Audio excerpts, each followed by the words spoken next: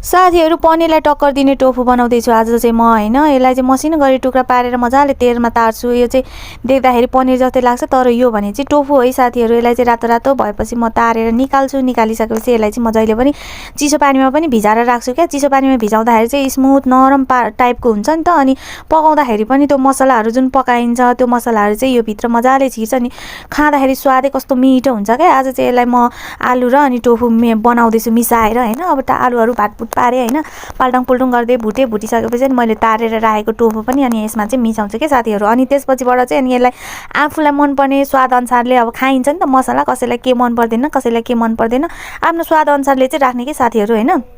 मैले चाहिँ मेरो स्वाद अनुसारले चाहिँ मरमसलाहरू राखेँ अनि यसलाई चाहिँ मजाले छोपी पकाउने क्या साथीहरू। हो छोपेर पकाउँदाखेरि चाहिँ एकदम के अरे पाक्छ नि त मजाले। अनि ग्रेभी टाइपको हुन्छ नि, ग्रेभी बनाउनको लागि चाहिँ म चाहिँ हल्का पानी पनि राख्छु यसमा।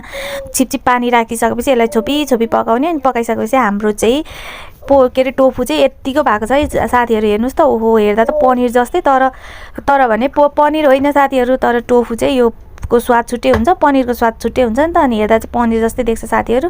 हेर्नु त यत्तिको भएको छ, कस्तो के खाउँ हेर्दै खाउँ लाग्यो तर खाँदा पनि एकदमै स्वाद पनि मिठो भएको थियो क्या साथीहरू हैन। अनि त्यसपछिबाट म चाहिँ खाना सर्भ गर्छु। अनि गरिसकेपछि अब हामी पनि खाना खान्छौँ साथीहरू। आजको मेरो सानो मिनी ब्लग भ्याइयो। Bye by.